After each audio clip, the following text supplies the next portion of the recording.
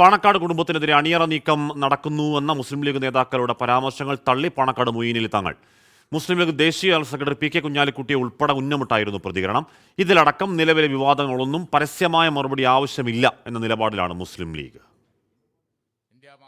സമസ്തയിലെ ഒരു വിഭാഗം പാണക്കാട് സാദിഖ് അലി തങ്ങളെ ലക്ഷ്യമിട്ട് പ്രവർത്തിക്കുന്നുണ്ടെന്ന മുസ്ലിം ലീഗിൽ ചിലർ കരുതുന്നു.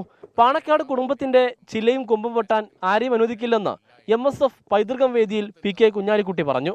പാണക്കാട് കുടുംബത്തിന്റെ സ്വാധീനമുള്ളിടത്തൊക്കെ കുറച്ച നേതൃത്വവും അതുപോലെ തന്നെ കമാൻഡിങ്ങുമായി ഇന്നും നമ്മൾ മുന്നോട്ട് പോവുകയാണ്.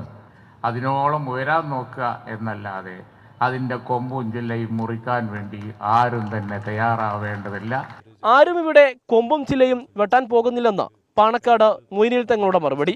താഴ്ന്നു കൊടുക്കേണ്ട ഇടങ്ങളിൽ താഴ്ന്നു കൊടുക്കാനുള്ള മനസ്സ് നേതാക്കൾ കാണിക്കണമെന്നും മൊയ്നലി തങ്ങൾ. ഇവിടെ ആരും കൊമ്പിന്റെ ചില്ല വെട്ടാൻ ആരും പോകുന്നില്ല. സൂര്യന്റെ വിഷയം ഇവിടെ ഇല്ല, മേഘങ്ങൾ വരുന്ന വിഷയമൊന്നുമില്ല. അതൊക്കെ ഒരു തോന്നലാണ്. പ്രായം ആകുന്നതിനനുസരിച്ച് നമുക്ക് മംഗലുകൾ ഒരു കാഴ്ചയിലും. ചന്ദ്രനോളം ഉയരത്തിലുള്ള പാണക്കാട് കുടുംബത്തെ ആർക്കും സ്പർശിക്കാനാവില്ലെന്ന അബ്ദുസമദ് സമദാനിയുടെ പരാമർശത്തിന് ചന്ദ്രനെയും സൂര്യനെയും മറച്ചുപിടിക്കാൻ ആരും ശ്രമിക്കുന്നില്ലെന്നായിരുന്നു മൊയ്നലി തങ്ങളുടെ മറുപടി. മലപ്പുറം കാടപ്പടിയിലെ സമസ്തയുടെ ആദർശ സമ്മേളനത്തിലാണ് പ്രതികരണം.